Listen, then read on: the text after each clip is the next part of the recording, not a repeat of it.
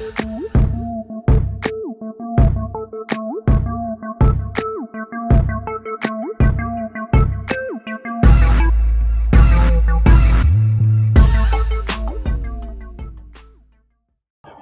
up, potato chips? This is your girl, Jerry Nicole, the one and only Couch Potato, coming to you guys with another review for Love and Hip Hop Miami. This is the reunion part 2. Happy hump day.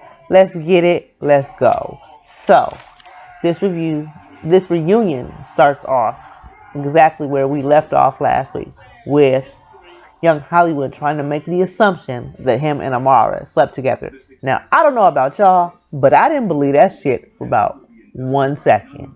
Because had they really slept together, he would have been bragging, because that's the type of nigga he is. He would have told everybody, oh, she's just mad because I no longer want to work with her. Now she's talking all this shit because we slept together. He would have told everybody and they mama that he had smashed if they really slept together.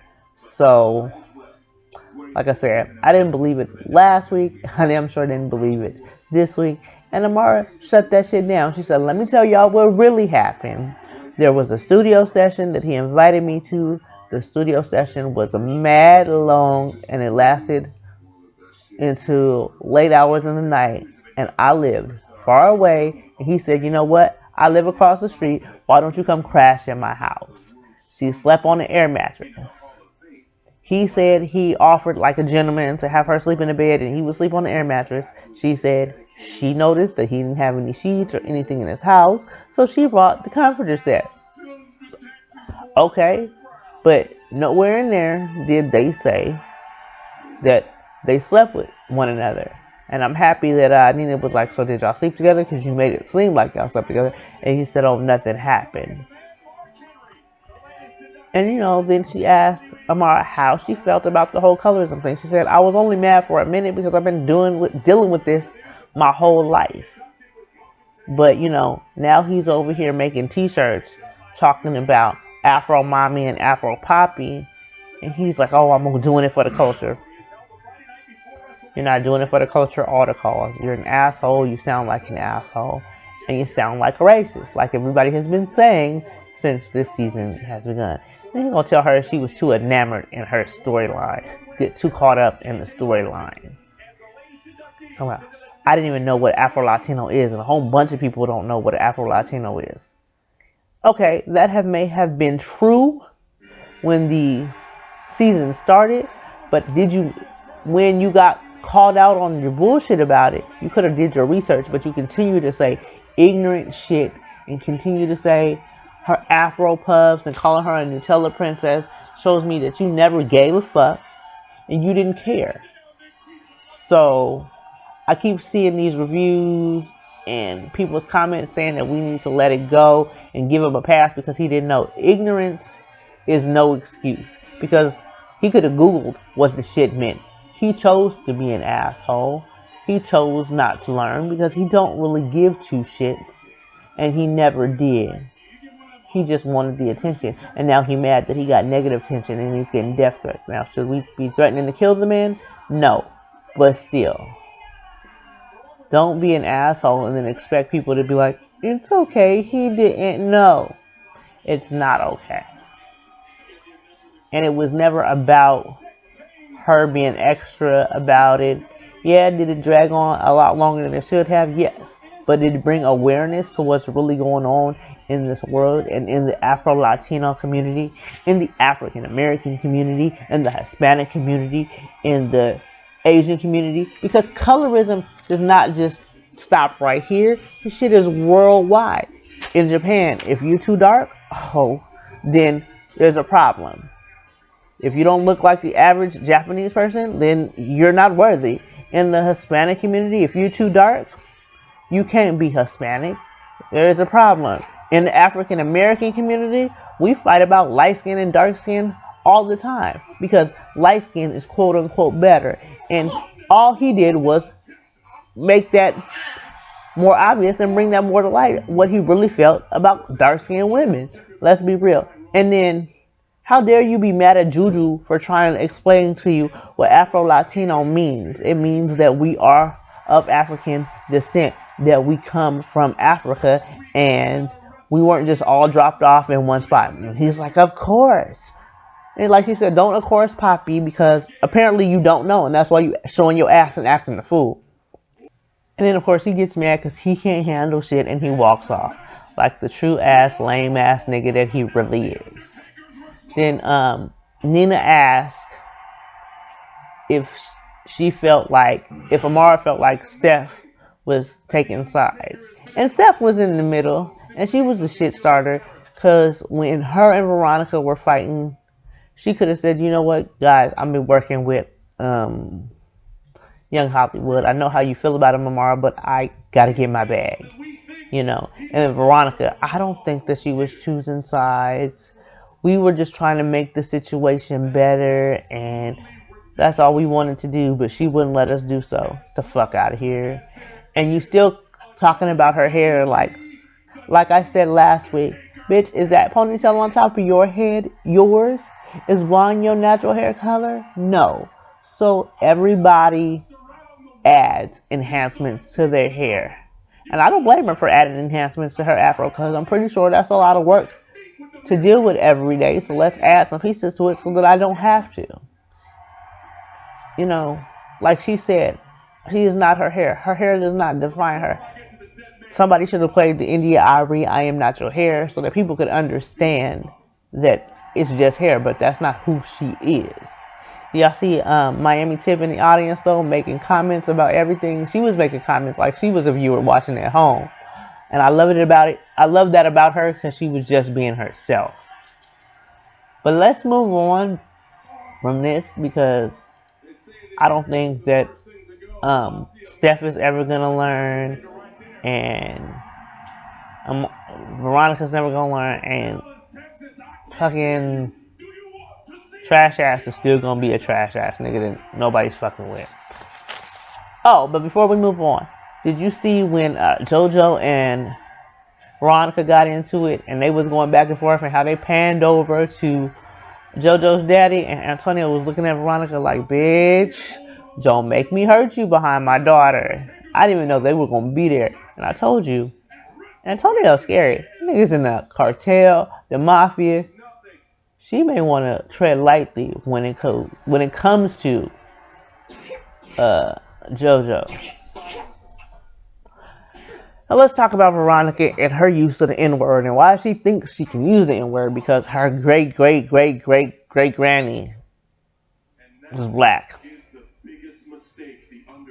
Nope.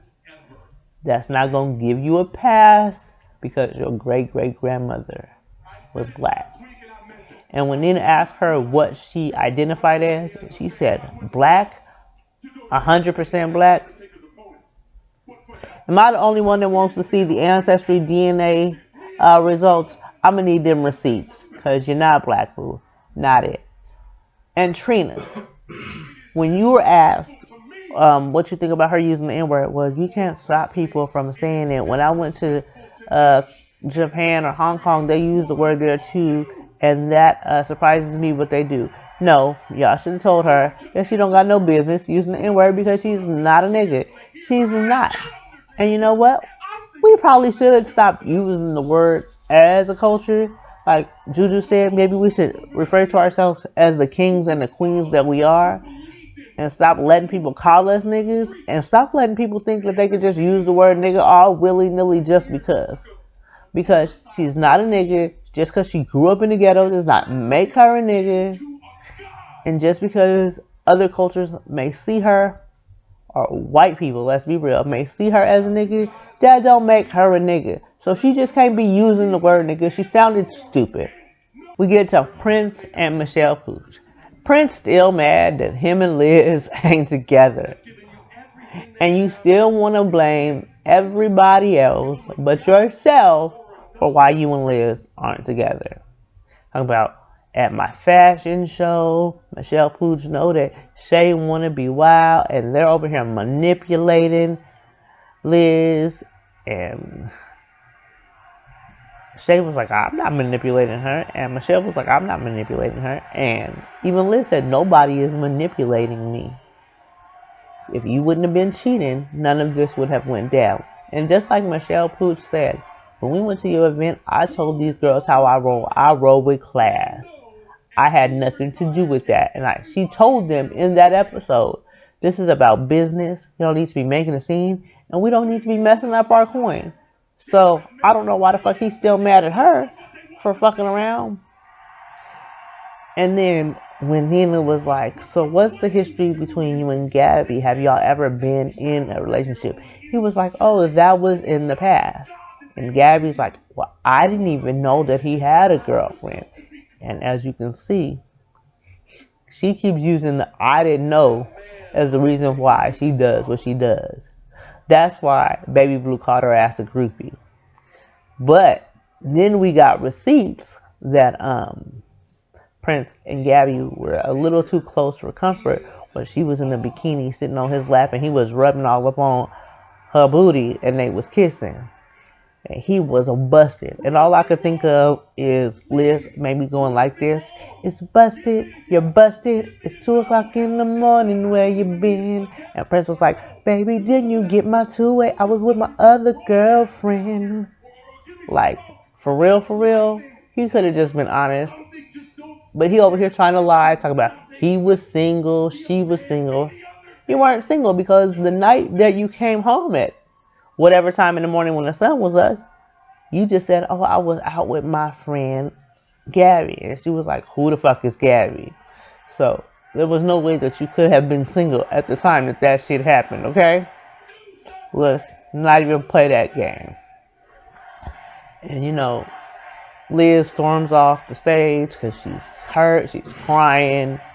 And here go Prince trying to chase after her.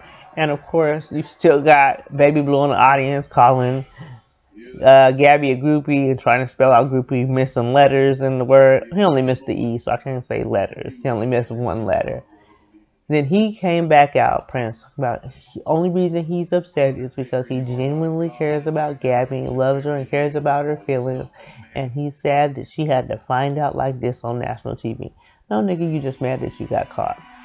So Shay, being the friend that she is to Liz, went to go talk to Liz and tell her, you know what, don't pull at me. I did the same thing when this happened to me, and I didn't get a chance to say what was on my chest. Go out there and confront him and say what you have to say, and then if you don't ever want to deal with him again, leave his ass alone. So I give her that for being a good friend. So Liz comes back out on the stage. It says to get Gabby off of the screen because she'll break all the cameras. And there go Baby Blue, petty ass. Bye, Gabby. That shit was funny because he's petty. He get on my nerves, but I'm always here for petty. The older I've gotten, the more pettier I've gotten. I don't know why. That has nothing to do with any of this. But in the comments, ladies, are y'all more petty now that you guys are older? And gentlemen, if there are any gentlemen that watch my reviews, are y'all pettier now that you're older than you were when you were younger? Like I said, I know I am. So just let me know in the comments.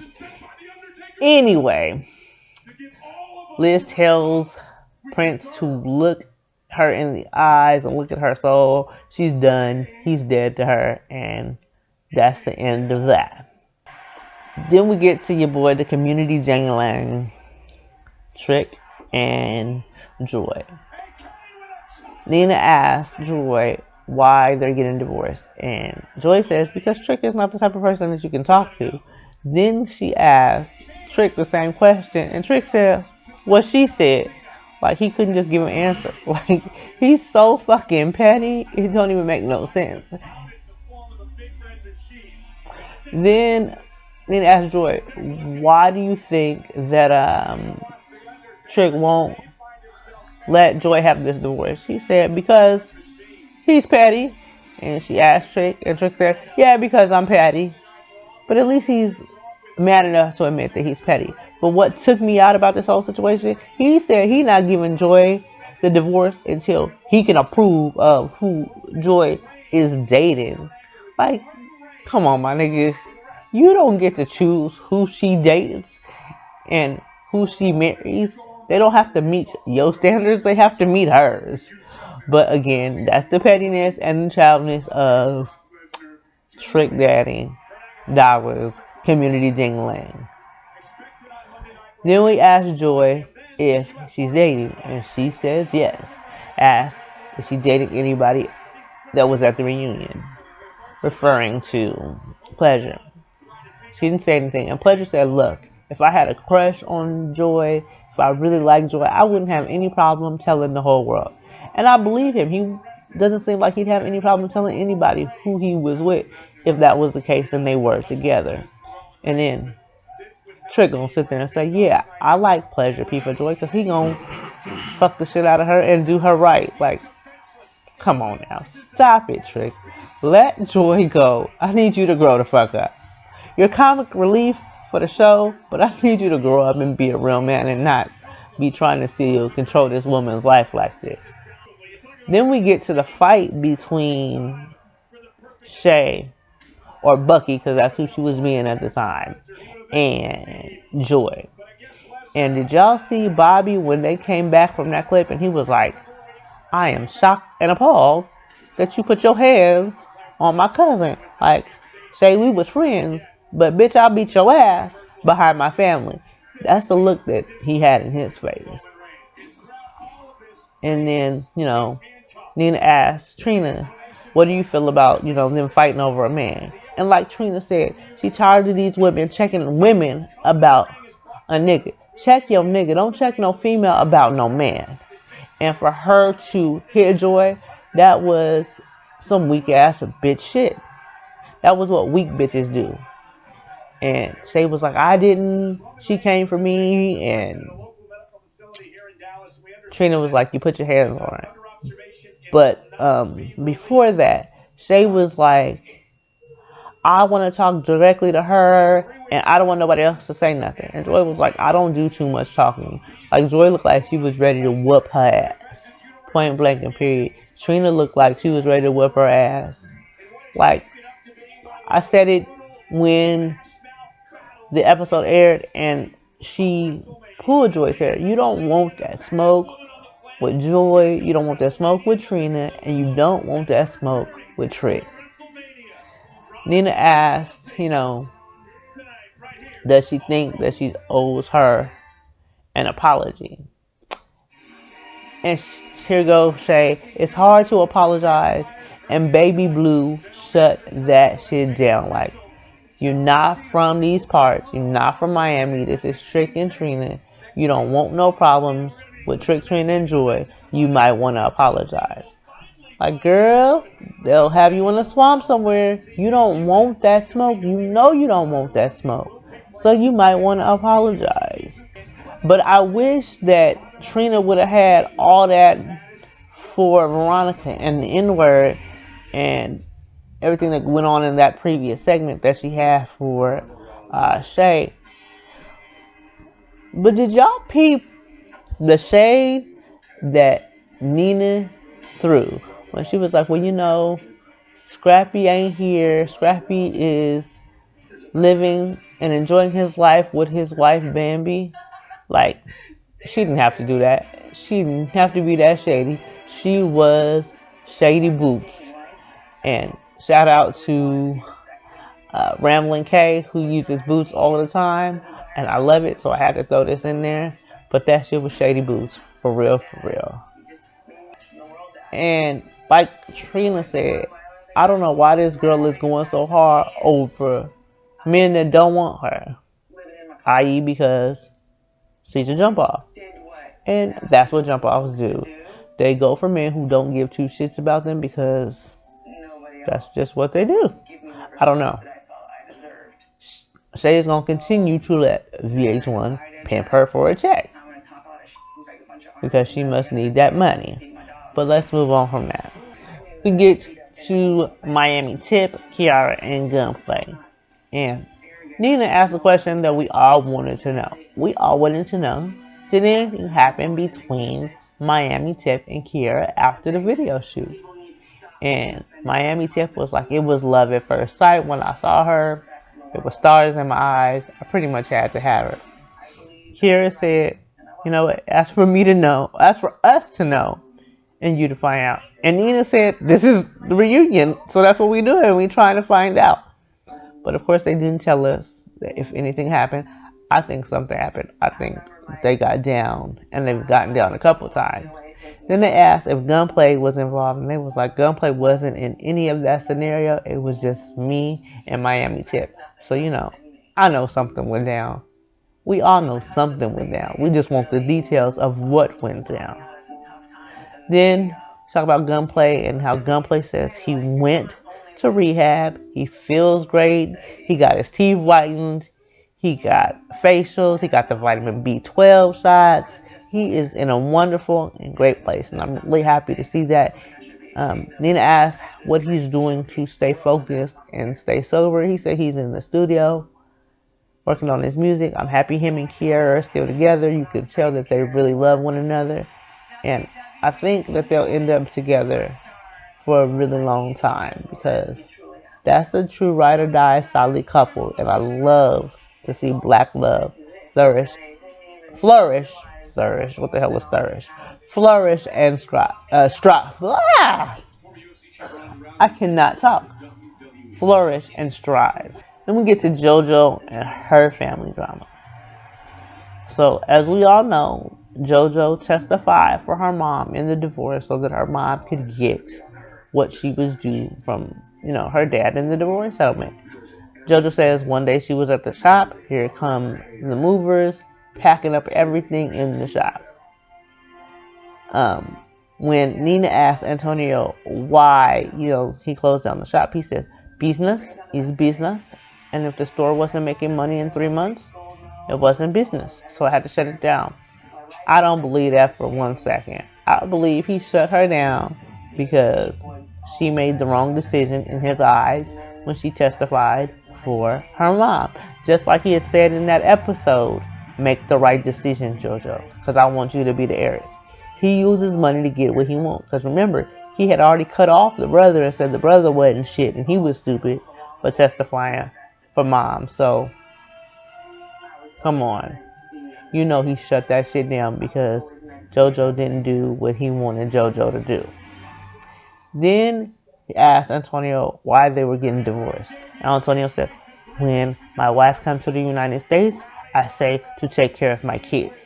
She was taking care of her friends and not my kids.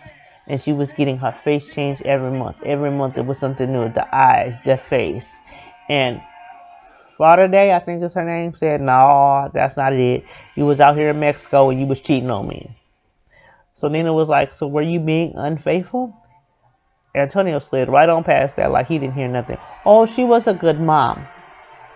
She was a good mom to my kids. But I had to pay for the boobies and the plastic surgery and the boobies.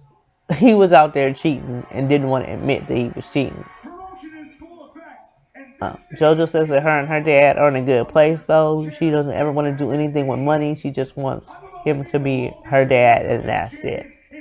Then we ended the show with Amara doing her new single, Insecure. I liked Insecure. I thought it was a good song. I want to download that to my Spotify playlist. Y'all noticed that Trick and Trina performed. Amara performed, but Veronica, she didn't get to perform. That's because she's not popping, and then nobody wanted to deal with her racist ass. But that was the reunion. Y'all tell me what y'all thought about it. What are y'all feelings about the whole colorism thing? I hope not to see Veronica, Steph, or Young Hollywood in season 2. And I hope now we can move past Amara and her hair and we get a better understanding of what colorism is so that we can make changes in race relations. But until next time, you guys, don't forget to comment, like, and subscribe. Love, peace, and potato chip, please.